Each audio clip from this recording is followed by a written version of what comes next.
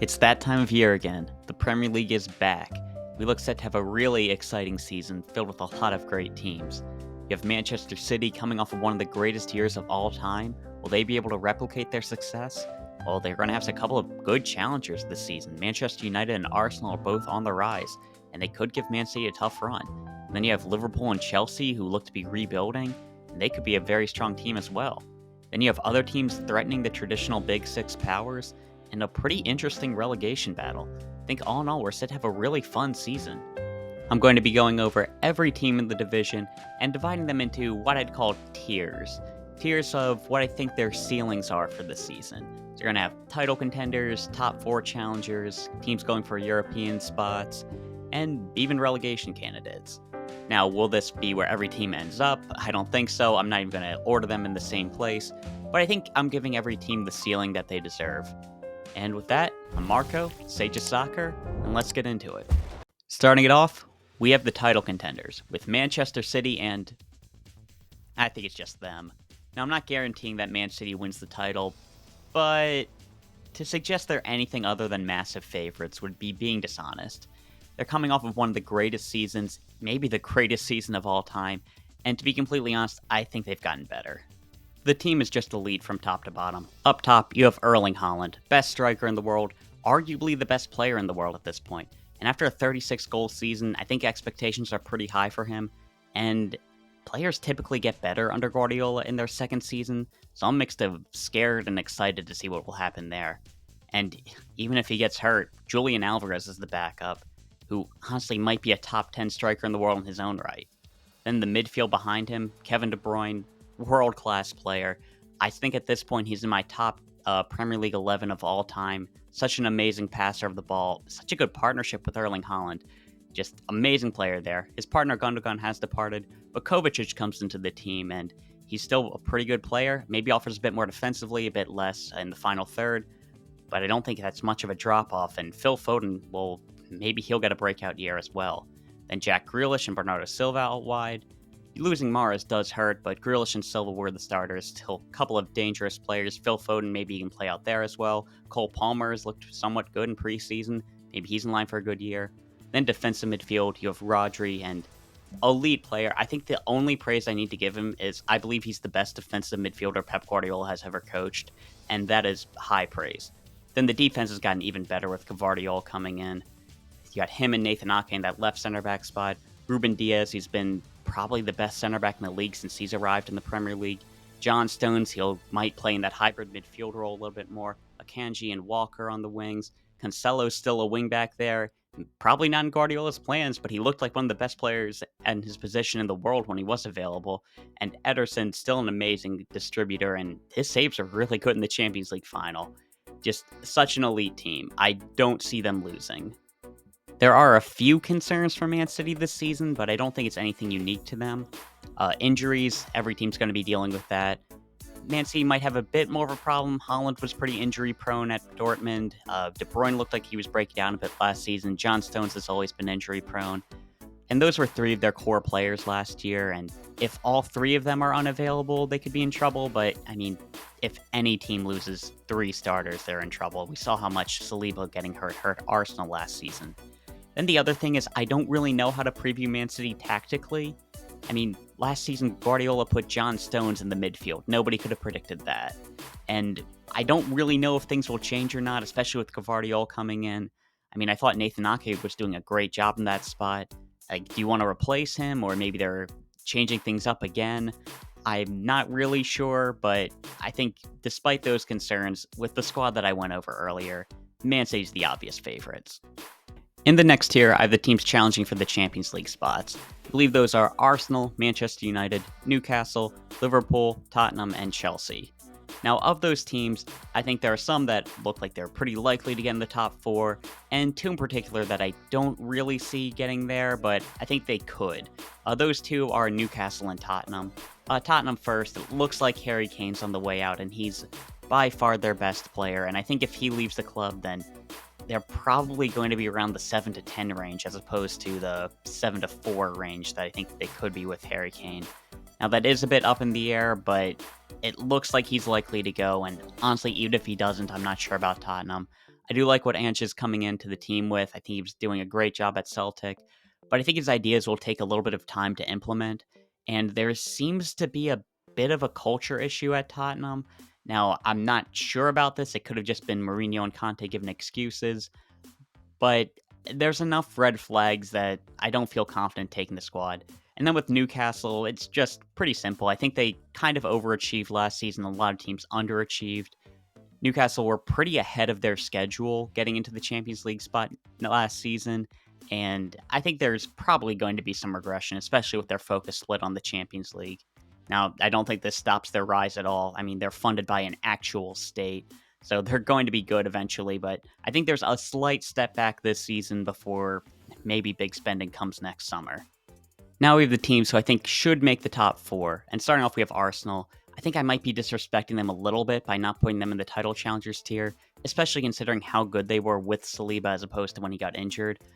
But I think they're just a bit off of Man City. Now, I do like the recruitment that they had. Timber comes in and provides depth at every position in the back. Then you have Declan Rice, an elite defensive midfielder, and Kai Havertz, who I believe is one of the most talented players in the league. He was never utilized correctly at Chelsea, but I think Arteta could be the guy to get the best out of him. Now, I think there was a bit of a concern for me that they overachieved a bit last season because they weren't playing in Europe and they focused their entire squad on the Premier League. But to be honest, I think being in the Champions League might help them in the league because now you have a team with a lot of depth. And if they didn't have a European competition, a lot of that squad might get unsatisfied with their playing time. But now you can play everybody a decent amount of games, and I think that's only going to help them. They have a really good squad. Saka, Martinelli are two really good wingers. Gabriel Jesus, when he gets back from injury, has been a solid striker for them. I'm a big fan of the midfield. Martin Odegaard in particular is just a world-class player in my opinion. And their defense, I've mentioned before, if Saliba is able to stay healthy, that's a really solid group. I'm not entirely sure how they line up. Maybe Timber stays at that left back spot. Ben White could stay at right back. It seems like they're lining up with four center backs, but that's kind of what Man City had success with. And goalkeeper, we'll have to see what ends up happening there. I'm not sure about bringing in Raya to compete with Ramsdale. Maybe it'll help him. Maybe Raya will start. Who knows how that's going to end up. But I think that Arsenal are definitely good enough to make the top four. But I think they're still a ways off of Man City. Manchester United is another team I think will retain their Champions League spot. I think that Erik ten Hag is doing a great job as manager. Definitely the best guy they've had at the club since Alex Ferguson left. And I think they're going to continue to improve. I really like what he's been building. Bringing in Onana will really help them play in the way he likes to. He might be even better than Ederson with the ball at his feet. Just a great goalkeeper there to help build out the back. And their center backs actually tend to play pretty well. I'm a big fan of what Martinez is doing. Varane is, we know how good he could be from his time at Madrid. He's probably going to go down as an all-time great. That's a really good center back partnership. Casemiro, another very good player. He's got to stay on the field a bit more, but he showed his talent. Julian up top, I'm not sure if he'll get going right away, but he certainly has talent and might be the striker that Manchester United have been missing, honestly, probably since Rooney or Van Persie. They've really needed a long-term solution up top, and I think he could be it. Rashford, hopefully he'll be able to continue his form. Bruno Fernandes is a great player. Mason Mount comes into the team. I think he can really help what Erik ten Hag wants to do. And then maybe you could even have a Jadon Sancho finally start to show his talent that he flashed at Borussia Dortmund. Now, there are some concerns. I mentioned before, Jadon Sancho, Antony, maybe they won't be able to show out, and maybe the attack won't be as good. Julian, I'm not confident in him having a great season. I think he's a really good player, but going into the Premier League as such a young player is going to be tough. I think you could expect Rashford to regress a little bit. I mean, the form that he was in right after the World Cup was insane. I don't think he'd be able to maintain that. And I am very concerned about the fullbacks. Aaron Wan-Bissaka, Diego Dallo, none of them fill me with confidence. And I'll be honest, I'm not really sure how I feel about Luke Shaw. I feel like every time I watch him, he's pretty disappointing. He seems to be improving, though. So I'm not sure about that. And there are some concerns that I feel like leave them below Arsenal and Man City. But the core of the team is so strong that I feel like they'll be able to make the Champions League somewhat easily. Then there's the last Champions League spot, and this is a pretty tough decision for me. And it honestly come down to me kind of splitting hairs. I could see this going either way, but I'm going with Liverpool for that last Champions League spot. Now, Chelsea have a very good team as well, and I think with Pochettino, they're due to rebound. He's probably a really strong manager who's finally going to be backed for probably the first time in his career. I don't think that PSG team, he had too much of a choice in how it was building and did not have any funds at Tottenham. So I think Chelsea could be very good. They are losing a ton of players, bringing in a ton of players, so it's hard to really say how they'll be playing, especially considering that they might bring in Caicedo, they might not. It's kind of up in the air still, but I like Thiago Silva still there. I think Levi Colwill could have a really strong season. Then Ben Chilwell and Reece James, if they're able to stay healthy, maybe the best fullback pairing in the entire league. Well, depending on what you count Man City's like Ake and Akanji or Gvardiol as. Then Enzo Fernandez, I think he'll be very good with a full preseason under him. Unfortunately, Nkunku got injured. I'm not sure how Jackson will perform. Their wingers, who whatever the lineup ends up being, it's tough to say. There's a lot to be excited about, but I think there are still some concerns. Liverpool, they share a couple of those, especially in their defense and their overall formation. Where will Trent Alexander-Arnold play? Will it be right back? Will it be right back that inverts? Will it be just a full-fledged midfielder? They still have to sign an actual defensive midfielder as well, or maybe they'll just play Curtis Jones there. Curtis Jones did have a very strong European Championship, but I'm not sure if he'll be able to do that position well. But I feel so confident in their attack with Salah up front, Gakpo getting into form, Nunez, Diaz, Jota, just full of talent there. Alexander-Arnold providing assist, Robertson's still good getting forward. And I feel like there's a lot more certainty in that squad. Plus, Alisson is probably the best shot stopper in the league as well, as opposed to Chelsea, where I like Kepa, but he's not Alisson. Certainly not on that tier. And I think that might just be able to put Liverpool into the Champions League spot, but I think Chelsea did a very good job with rebuilding this season. I don't really have a name for the next tier that I'm going to be talking about, but I think it's more teams who have a shot at making a European spot who I don't believe have any worry about relegation. It's a bit of a mouthful, but I think that's the vibe that I'm going for. And there are two teams in the league that I think fit that, Aston Villa and Brighton. Aston Villa have been insane under Unai Emery, and again, this is a team that just continues to improve. I wouldn't be surprised if they were able to overachieve and challenge for top four, but I don't think that's realistic, so I'm putting them in this tier, and this squad is very strong. Bringing in Pau Torres really helps them build out of the back. It's going to be a bit tough to fit him into the team, but he could do very well in that spot. Diaby comes in as another really exciting talent. Tielemans is a very good midfielder as well, and just add that to Ollie Watkins, who's the best striker in the league outside of the Big Six, in my opinion. And it's just a very good squad from top to bottom. Martinez should be able to keep some goals out, and I think it's a team that should be able to compete for a European spot. And honestly, maybe they just end up spending a lot of their time throwing all their effort behind their Conference League campaign, and maybe that gets them to the Europa League. I could see that as a possibility, and I think it's a very good team. Still a bit off of what I'd call the top 7 at this point, but I could actually have them finishing in 7th, in my opinion. Then you have Brighton and Hove Albion, and I feel like it's a bit pointless to talk about the players coming in, because they're probably just going to do really well. Like Dahoud, I don't know, I didn't really like him at Borussia Dortmund. I wasn't too big of a fan of him. He'll probably be worth £30 million for them by the end of the season. He's going to be a great player. It's what Brighton does. Caicedo leaving, it should be a big deal. Will it? I mean, I thought losing Cucurella would be big, but Estupiñán came in and filled the role very well. And then you have players who are due for breakout seasons. Evan Ferguson, he's in line to get even better. I wouldn't be surprised if he ends up having an amazing scoring campaign. Maybe somebody like a Tariq Lamptey could be very good. I don't want to say it like this, but it's just, I have faith in Brighton at this point. They brought in James Milner. He'll probably be amazing for them. Even if he's not playing, could be a great player to have in the squad. And I feel like Brighton don't have any worries about relegation, and I'm pretty excited to see what they can do in the Europa League. For the next tier, I'm looking at teams who I believe can challenge for Europe, but they're going to be looking over their shoulder at the relegation zone. And those two teams are West Ham and Brentford. West Ham are coming off of an amazing run in the Europa Conference League. They won the tournament. Amazing job there. They got into the Europa League. But they had a terrible Premier League season. They were in a pretty bad relegation battle that they only got out of towards the end. And it's a tale of two teams, really. And to make matters worse, they lost Declan Rice, their best player and leader, and the team might have gotten worse. To make things better, they brought in James Ward-Prowse. He's going to provide them at least 5 goals off of free kicks this year, and Harry Maguire comes in. Now, he didn't have the best run at Manchester United, but there's a reason why he's still a starter for England and why he was that expensive in the first place. When a team plays a certain way, he's a very good center back, and I think David Moyes will be able to get the best out of him. In addition, there's a lot of attacking talent in the team.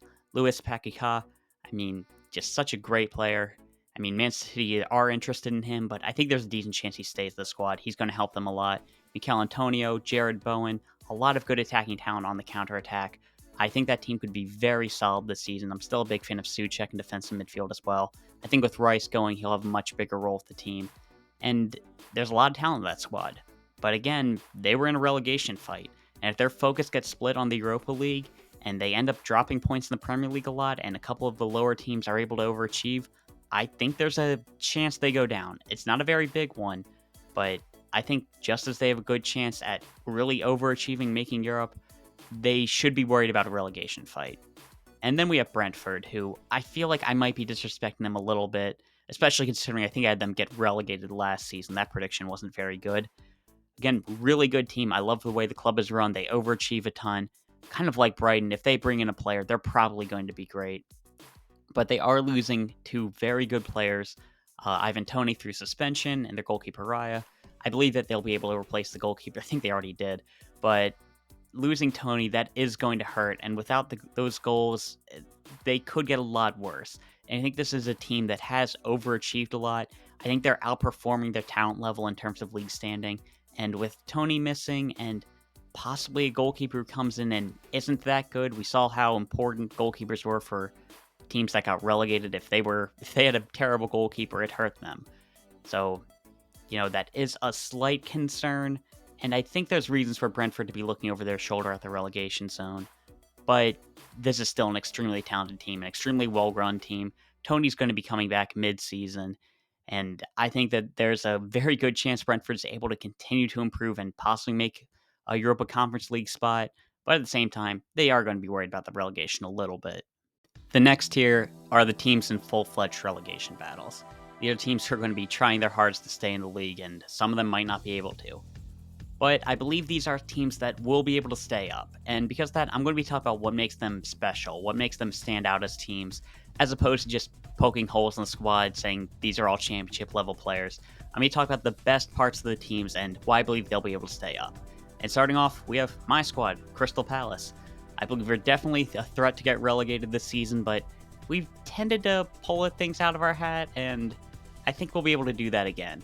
And I think the main reason is the defense this year.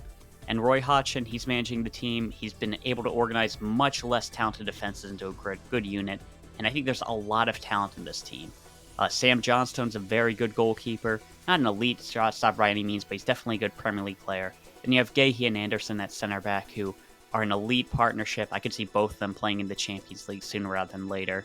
Then left back, Lewis Hall has been brought in from Chelsea. I think he's going to be a good addition to the team. And even if he ends up playing in the midfield, which I think could actually help the team even more possibly, Tyreek Mitchell is there, and I think he has a lot of limitations as a player, but he is a good defender, I believe that. And similarly, Joel Ward, Nathaniel Klein, who ends up playing there on the right, I think they'll be able to do a good enough job defensively. Then you have Decore shielding the back. I think he's a really strong defensive midfielder. Lerma should help him out as well. And even going forward, the team isn't that weak. There is no striker, and that is a huge issue, but Eze is a difference maker in that central midfield spot. Olise is a difference maker, cutting in on his left foot. If he ends up staying, which I'm leaning towards he's staying at this time, he's going to be a big help for the team. I think that Crystal Palace do have enough in them to stay up this season, but it is going to be a bit tough. Then there's Everton. I feel confident in Sean Dyche being able to organize the defense very well and keep the team up.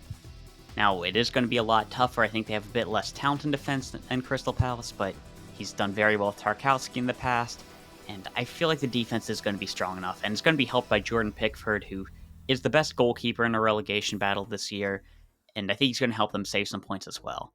Also, I don't think we should discount Dominic Calvert-Lewin. I think there's a decent chance he is able to recover form. Now, again, there's a chance that he's only scores like 3 goals this season, but he was very good when he was on form, and I think there's a decent chance he gets going again. The next team I feel good about staying up is Burnley. Vincent Kompany's coming in and completely transformed the team from the most boring team to watch the entire Premier League to a really exciting championship team. and I think he'd be able to have a lot of success with them this year. Now, typically, championship teams, when they come up as a very attacking team, it's a tough transition because now they're no longer the most talented team. They're probably one of the worst teams in the league, and now you're playing an attacking style, and that's going to get you hurt. But I look at the other teams that got promoted with Burnley, and they're definitely better than them. We'll get into those guys later. And I think that there might be just enough. I like the signings that they made. We'll see how James Trafford is able to do in goal if he ends up starting.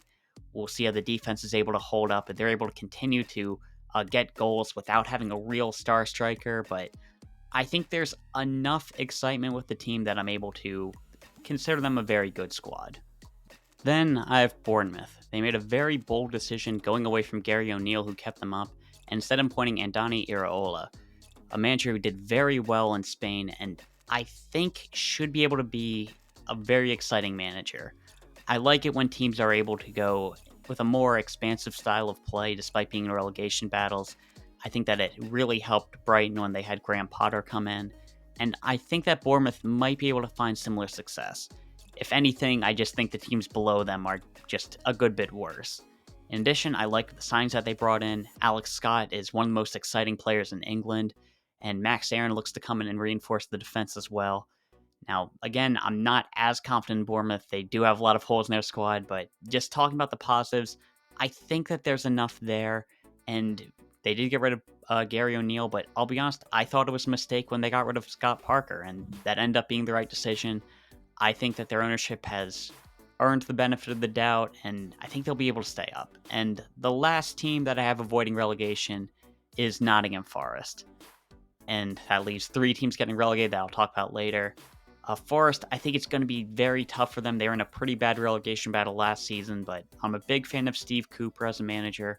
I think he'll be able to keep them up, and there is a decent bit of talent in the team. I like the attack, what they brought in there with Alanga coming in, and Morgan Gibbs-White I feel like is a really exciting player as well. He might be able to have a real breakout season, get a lot of goals this year, and hopefully U.S. international goalkeeper Matt Turner will be a big help for them. And I think that there's just enough for the team to stay up this season, especially with the teams below them who I think are pretty bad. I almost forgot about Fulham. They yo-yo so much between the divisions that I just assumed they were in the championship already, but that was bad because they were pretty good last season. But I do think they're going to have a little bit of a regression this year. I think it's going to be hard for them to maintain the form, but if Mitrovic stays at the club, I think they're definitely going to stay up. He was such a good striker for them, getting good goals. Paulinho is another really good talent for the squad, and I feel good enough about their defense. Leno was amazing as well last season, and I think that they definitely have enough to stay up. Now, if Mitrovic ends up leaving, things could go up in the air, but it looks like he's going to stay, so at the moment, I definitely have Fulham staying up. Now, we have the teams who are getting relegated this season.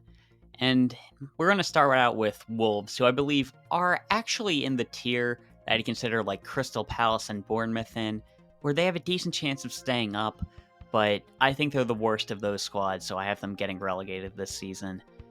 Wolves, they have gotten a lot worse. Julian Lopetegui left. He was a very good manager, and Gary O'Neill has helped squads stay up, but I'm not sure if he's going to be able to work his magic that he did at Bournemouth with the Wolves team.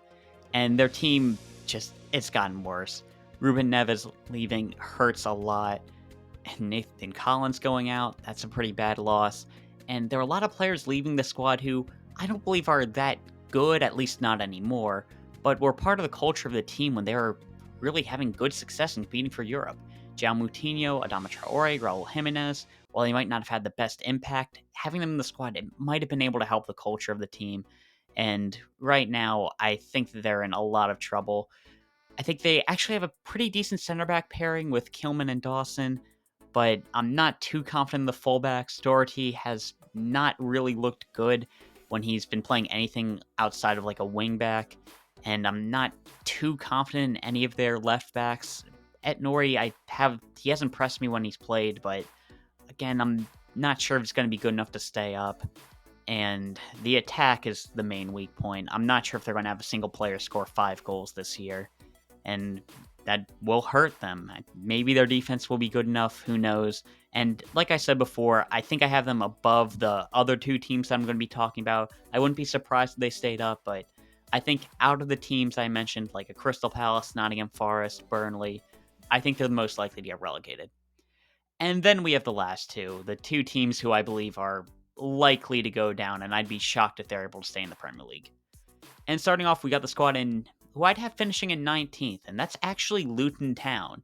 I feel like I'm giving them a bit of a compliment by saying that they won't finish dead last, but that might be more of an insult to the other team. So for Luton, I think this year they're not being. I think they have a good plan in mind. I just don't think they're going to stay up. And what I mean by that is, I think right now they're preparing for next season's championship. I look at the signings that they're making, a couple of young players who are going to get better.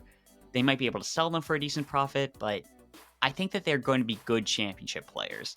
And I think that's what they're doing. They're just preparing for next season's championship already. Now, for a team that had a pretty bad collapse in recent memory, I think that's a pretty responsible decision to not overspend. Maybe you spend the money from the Premier League, fixing the stadium, getting that up to Premier League standards. You reinforce the squad, make sure it's definitely able to compete in the championship. You'll get parachute payments next year. You'll be able to put that back into the squad. And I could see them very easily yo-yoing back into the team come the next, 2025. I could see them back in the Premier League. But I don't think they really want to stay up this season. Like, they're going to try. They're going to throw everything at it. But I think there's a decent chance, even if they're at, 20 points by April, Rob Edwards is still in charge. I think that they might just be backing him, and they're going to be preparing for next season. I don't think this season, if they end up staying up, good, but they've got nothing to lose. And then we have the worst team in the league, in my opinion, Sheffield United. How do you get promoted to the Premier League and get worse? You sell Njai, your best player. You sell Sander Berge, another really talented guy. You lose all your loanees. They got worse than when they were in the championship. They were actually a pretty good team last year. And if they kept that team, I actually might have them staying up. I'm not too confident in Bournemouth or Nottingham Forest right now, but they got worse.